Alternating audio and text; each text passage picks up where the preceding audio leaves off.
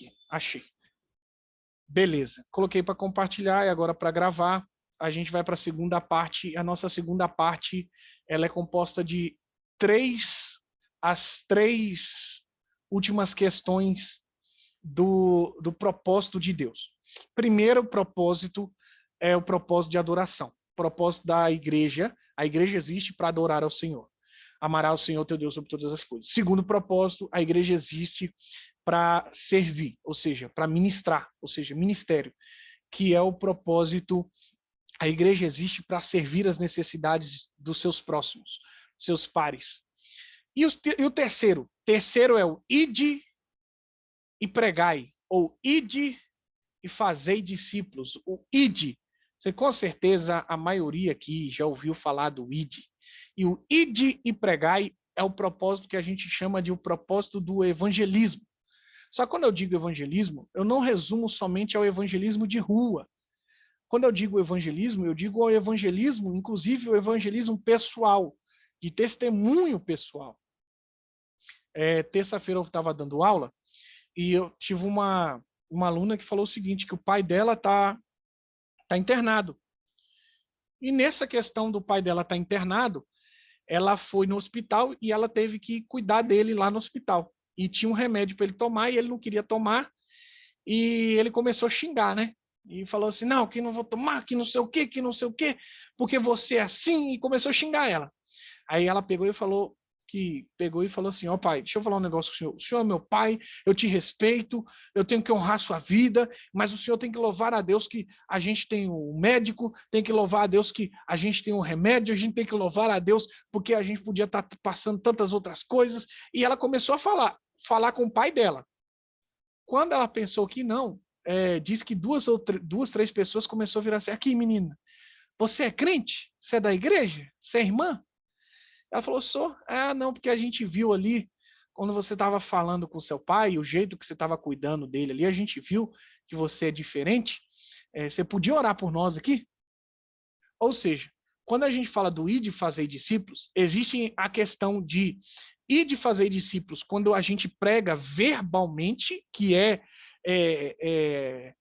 intencionalmente a gente faz isso. Então, eu paro e converso com alguém, explico, eu convido, eu falo de Jesus para essa pessoa, mas existe o segundo, que é o que eu acho que é o que mais grita, e que é o mais que solidifica o evangelismo de verdade, que é a sua conduta.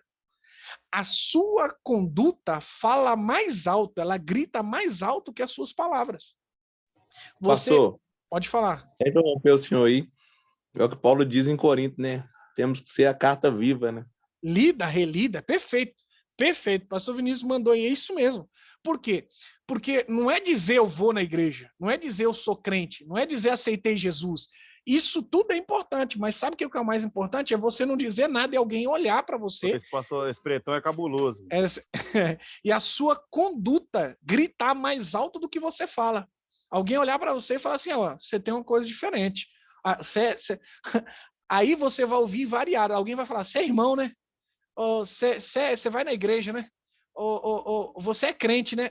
Mas com certeza alguém vai falar algumas coisas assim para você, porque a sua conduta ela evangeliza tão qual as palavras.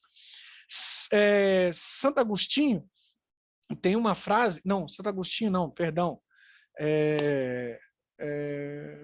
Antônio Viana, ele tem uma frase que ele diz assim, pregue o máximo que possível, pregue quanto necessário for, o quanto você conseguir, e se preciso for, use as palavras. O que ele está falando? Gente, a nossa conduta, ela evangeliza, e esse ide fazer discípulo, significa que não adianta ter o caráter e ter o meu testemunho de Cristo só lá no culto, na igreja. Não adianta ter o meu caráter de Cristo só quando eu estou ali 2 horas no domingo, né? 1h30 na quarta. Não adianta, não é só ali. No ID é onde eu estiver, aonde eu for, aonde Deus me enviar, eu quero que o nome dele seja anunciado através tanto das minhas palavras quanto das minhas ações. Então, seja na nossa escola, seja na faculdade, seja na nossa família, seja na sua vizinhança, seja no seu emprego, seja no trabalho, seja principalmente no seu lar. E isso aqui eu quero falar muito forte com vocês. Principalmente na sua casa. Seja o testemunho vivo dentro da sua casa, dentro do seu lar. Particularmente falando, tem uma frase que minha filha fala comigo. Assim, eu nunca comentei nada com ela, não. Mas ela vira para minha esposa e fala assim: ô mãe, o meu pai é todo certinho, né? Nossa, meu pai, tudo dele é certinho. Ele faz os trem tudo certinho. E o sentido dela é que eu gosto das coisas corretas. Eu gosto das coisas corretas, principalmente pelo a questão do caráter de Cristo estar em nós. E se eu não mostrar isso para minha família, como é que vai ser? Se não tiver isso dentro da minha casa, que tipo de pastor eu vou ser? Que tipo de filho de Deus eu estou sendo? Se quem mais me conhece, que é quem convive comigo, que é minha esposa e minha filha, não conseguirem enxergar o caráter de Cristo em mim, como é que vai ser do lado de fora? Se lá no serviço, no emprego, que é onde a maioria de nós passamos, se ninguém consegue enxergar Deus em nós, onde é que vão enxergar? Alguns de nós trabalhamos aqui, exemplo aí, Vinícius já puxou quase 24 horas de serviço direto, né, Vinícius? Tá ouvindo aí, Vinícius? Fala, pastorzão. Você já puxou muito tempo de serviço assim direto. Se lá no seu serviço você conviveu 24 horas com a pessoa, se ela não conseguir ver Cristo em nós, como é que vai ser? Pastorzão, é curioso. A gente eu ali estava comentando isso ontem, porque vou até abrir o vídeo aqui. Pode falar, pode falar. Eu não estou me enxergando, não. Eu não sei como é que mexe. Ah, tá. Agora sim. Eu estava até comentando com a Lília ontem que teve um rapaz que ele estava dirigindo a empilhadeira. Aí, do nada, eu parei a empilhadeira e comecei a mexer no telefone. E pensei, foi quarta-feira. Eu falei tava conversando com Deus, falei, não, Deus, tem que fazer oferta lá na igreja lá e eu não tenho nenhuma palavra. E eu tô matutando. É aquelas coisas que a gente pensa, né? Que a gente tem costume de altar e tal. Não, Deus, não tem nenhuma palavra. Aí ele passou perto de mim e falou assim, você é crente, cara? Eu falei, sou, velho. Você é diferente, cara, e tal. Isso aí. Começou a conversar comigo e tal. Glória a Deus. Cara, o cara expôs a vida dele de uma forma impressionante, cara. Falou que o casamento dele tá acabado. Falou que mora com a avó usuária de crack, tem 42 anos. Que isso? O tio dele é usuário de maconha, um bocado de coisa lá, tem 17 anos. Pensa numa vida toda atrapalhada, a vida do rapaz.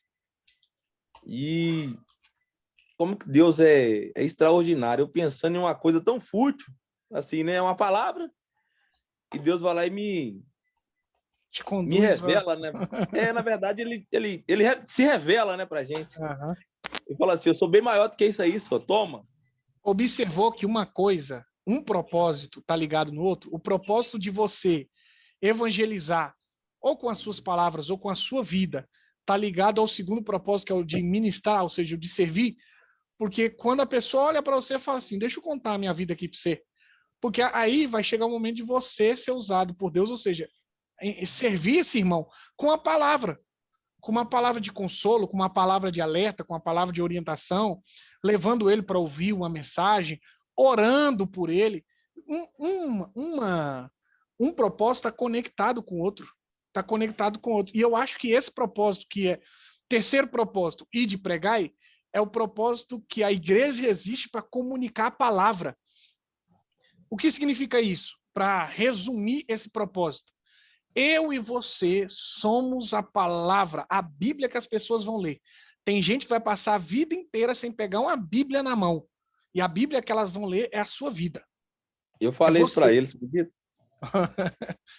Tá vendo aí? Tá vendo aí?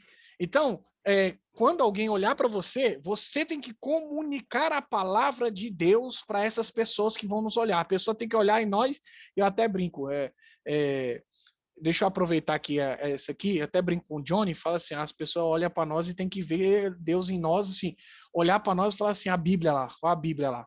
Lá, aquele ali é o livro de Efésios, aquele ali é o Eclesiastes. A pessoa tem que enxergar a palavra de Deus, nós temos que comunicar a palavra de Deus.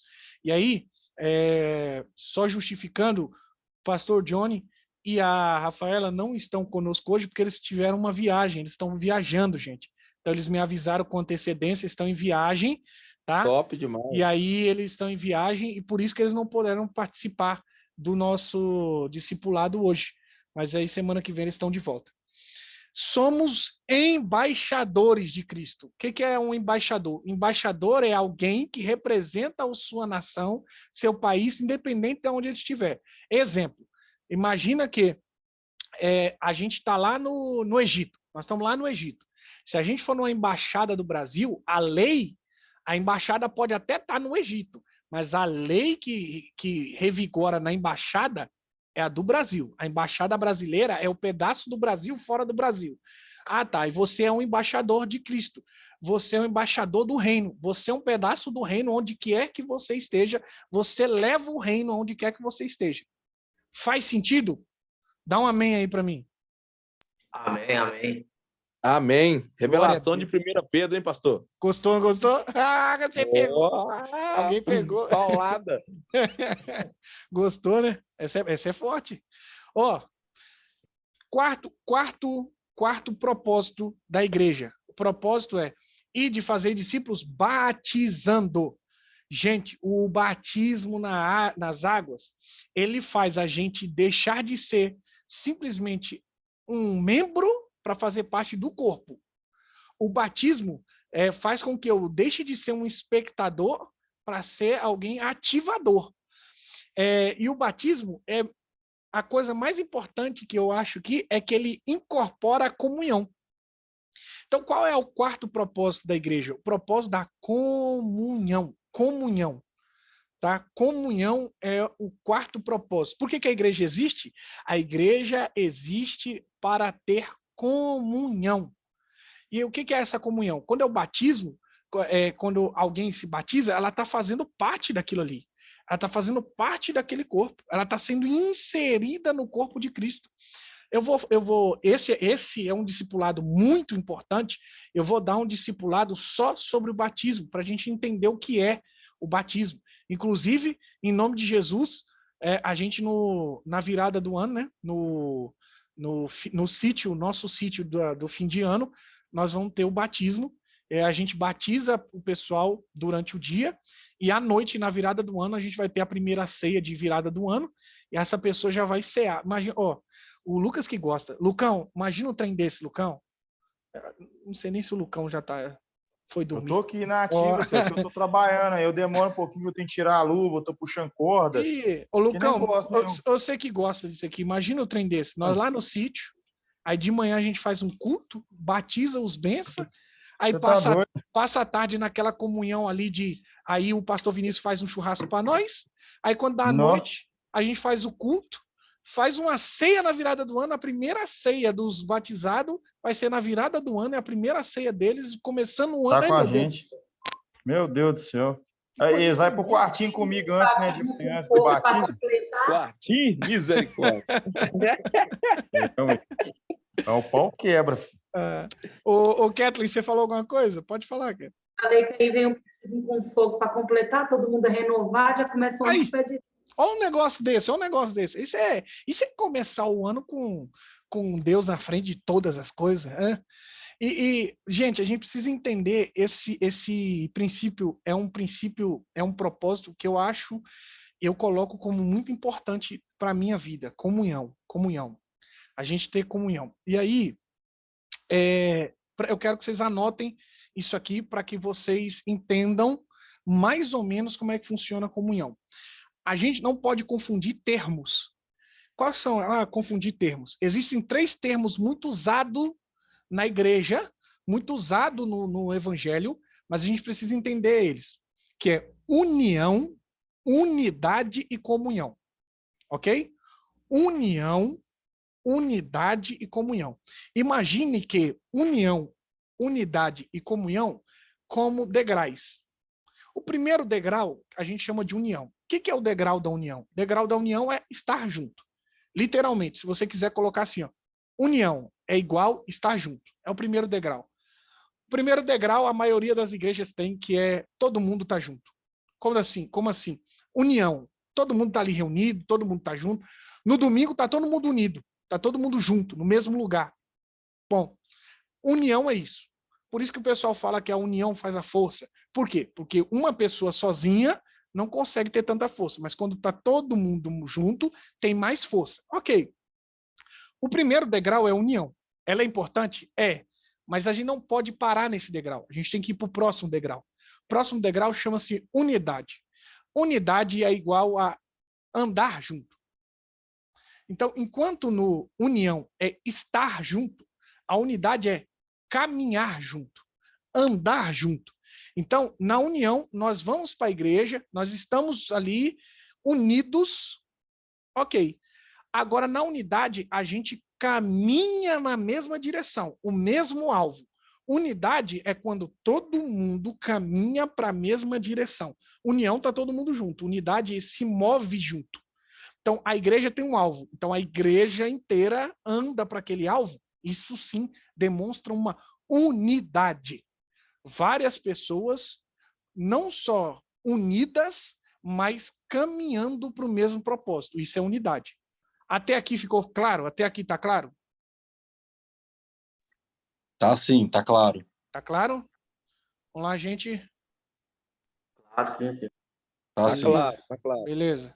Agora, e comunhão? Comunhão, gente, é mais doido. Porque enquanto na união nós estamos juntos, na unidade caminhamos e andamos juntos, na comunhão sentimos juntos. Anota isso aqui para mim, isso aqui é sensacional. Na comunhão nós sentimos juntos, tá? E aí, deixa eu ler aqui uma passagem bíblica para vocês, para resumir isso aqui. Na comunhão, eu sinto a dor do meu irmão.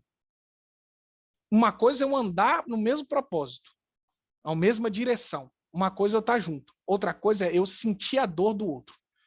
Eu pegar aquela dor e aquele convívio comigo. E aí, em Romanos vai dizer assim, deixa eu falar. Deixa eu falar para vocês aqui, ó. Romanos, capítulo de número 15, perdão, Romanos capítulo de número 12 e o versículo de número 15. Romanos 12, 15 vai dizer: alegrem-se com os que se alegram e chorem com os que choram. Então, Romanos, para mim, Romanos 12, 15, ele sintetiza o que é comunhão. O que é comunhão, gente? Comunhão é me alegrar com os que se alegram e chorar com os que choram. Agora, a gente vive, eu vou perguntar para vocês se vocês acreditam que atualmente a gente vive comunhão, porque a gente vive numa geração que eu olho a alegria do meu irmão e a alegria dele me faz chorar. E eu olho o choro do meu irmão e o choro do meu irmão me faz rir. E aí eu pergunto, vocês acham que nós estamos vivendo num momento de comunhão? Não. Mas a questão. Amém, amém, glória a Deus. Esse é o sentido, esse é o nosso sentido. Qual que é a questão aqui? A questão aqui é que a igreja ela tem o propósito de ter comunhão. A igreja tem um propósito. Poxa, vou dar um exemplo aqui. O Lucas, outro dia, e ele deu um testemunho lá na igreja. Eu não sei se vocês perceberam, mas ele deu um testemunho lá na igreja que ele sofreu um acidente de moto. Ele falou que ele nunca tinha visto tanto WhatsApp lá do pessoal perguntando como é que você tá bem, não sei o quê e tal. Eu observei que o Lucas entendeu que as pessoas sentiram a dor dele. Então, vou colocar um exemplo aqui. Amanhã o Madison tem uma alegria, uma conquista, a igreja vai vibrar e vai se alegrar, porque a conquista do Madison é uma conquista nossa. A alegria dele é a nossa alegria, a tristeza dele é a nossa tristeza. Parece que a gente está vivendo, às vezes, uma apatia. É até mais que um relacionamento de família, né? Porque é uma coisa que às vezes a gente não vê muito em família, não, velho. Se perdeu esse tipo de relacionamento há muito tempo. E a igreja precisa resgatar isso porque isso é propósito dela. Faz parte do propósito dela. Faz parte de quem é a igreja. A igreja não é só chamado para a gente crer junto, mas para a gente pertencer junto. A gente pertence ao mesmo corpo de Cristo. E aí, quando eu digo comunhão, eu gosto sempre de dar aquele exemplo, quando você fica com a garganta inflamada, é só a garganta que fica ruim? E acabou? Alguém ficou com a garganta ruim, a garganta fica ruim, o ouvido fica ruim, o nariz começa a correr, o corpo dói, dá febre. Quer dizer, a dor é na garganta, mas o corpo todo sente. Esse é o sentido. Essa é a questão. Amém? Ou não amém? Amém, amém. Amém, amém. Esse foi forte ou mais ou menos? Amém. Paulado, hein? Pancada. Ó. E por último, qual que é a último propósito? Ensinando a observar todas as coisas. O último propósito da igreja é o propósito do discipulado. O que é o discipulado? É o ensinar. Diferente, parece a mesma coisa, mas diferente do comunicar a palavra, onde a gente está ligado no evangelismo, na missão, o quinto propósito, que é o propósito de discipular, é o propósito do ensino da palavra. A igreja, ela tem como base Cristo. E Cristo nos falou e nos deixou a sua palavra. Ele é o verbo. Ele é o verbo. Se a igreja existe para edificar, ou chamado também, educar o povo pela palavra. Não tem como, gente. Eu não posso ensinar a igreja falando qualquer bobagem, besteira. Tudo que eu estou falando aqui, tudo que eu falei, não tem um embasamento bíblico. Tem que ter um embasamento bíblico. Tem que ter. Não adianta eu falar assim, gente, eu acho. Eu acho é muito abrangente. Eu tenho que extrair isso do que a gente está falando de um ensino milenar, irmão. Isso aqui é milenar. A palavra é tão importante que quando João vai escrever sobre quem é Jesus, ele vai falar que Jesus é o verbo. O verbo é a palavra de Deus. Então, como igreja, nós não fomos chamados só para alcançar as pessoas. Ganhamos uma pessoa para Jesus, evangelizei, pronto, acabou. E aí? A gente não vai ensinar essa pessoa, não? Nós não vamos falar de Jesus para ela, não? Nós não vamos falar o que é uma igreja? Para que serve uma igreja? O que é o batismo? Quem é esse Jesus? Quem que é esse Espírito Santo? Nós não vamos ensinar para as pessoas, não? Aí só joga ela dentro da igreja e pronto, acabou? É só isso? Então, essa questão do discipulado, ela existe em 2 pontos. O discipulado, como eu estou fazendo aqui, que pode ser presencial, que nós teremos futuramente, vai ter um discipulado presencial por mês, que é só do ensino, é só o estudo. Mas um discipulado mais importante é quando eu pego alguém e eu ensino essa pessoa andando comigo. Vou dar um exemplo aqui. Minha esposa e minha filha são discipuladas por mim há muitos anos porque andam comigo. Mas eu tenho o pastor Johnny que tem 6 anos que anda comigo, onde eu discipulo ele. E aí eu falo com ele, pastor Johnny, assim, tal, não sei o quê, tal. O Lucas são 4, né? 4 anos. O Lucas tem 4 anos. 4 anos. Sei nada até hoje. 4? Então eu não ensinei nada, não, é isso que você tá falando? Não, é porque você é uma caixinha de surpresa, um poço sem fundo, cara. Você é igual o tubulão de obra. Sai fora. Quanto mais cava, mais fundo fica. O que acontece? Presta atenção nisso. O discipulado, ele tem a parte do estudo? Tem. Mas ele também precisa ter a parte da prática. Eu gosto muito de sempre brincar com isso, falar que discipulado é discípulo ao lado. É você andar com a pessoa. É você conviver com a pessoa. Diferente do evangelismo, onde as pessoas vão conviver com vocês, as pessoas que não são cristãos vão ver Cristo em você, no discipulado, você vai ensinar com um propósito. No discipulado, você vai chegar com alguém que é cristão e vai falar, vem cá, vamos orar junto.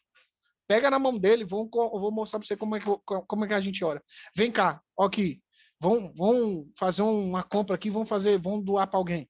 Vem cá, Vamos mostrar a palavra aqui. Vem cá, vamos adorar ao Senhor. Vem cá. É nesse sentido, discipulado é formar o caráter de Cristo em nós. Então, nós fazemos parte do discipulado aqui, que é o estudo.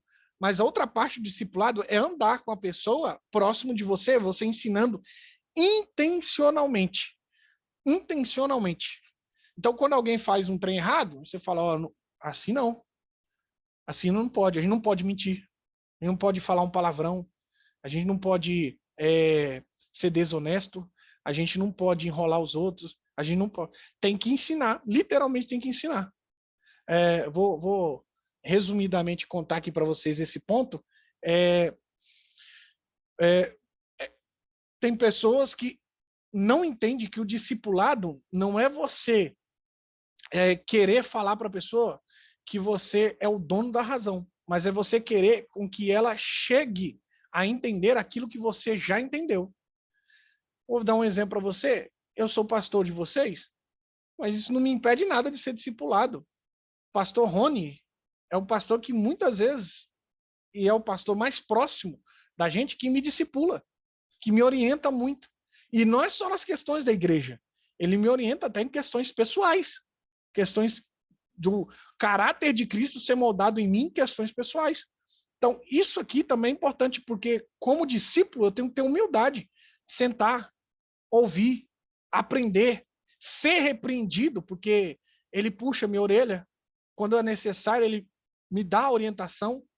Então, essa parte aqui de ensinar a palavra, entra tanto eu sendo um discipulador, como entra como eu sendo um discípulo.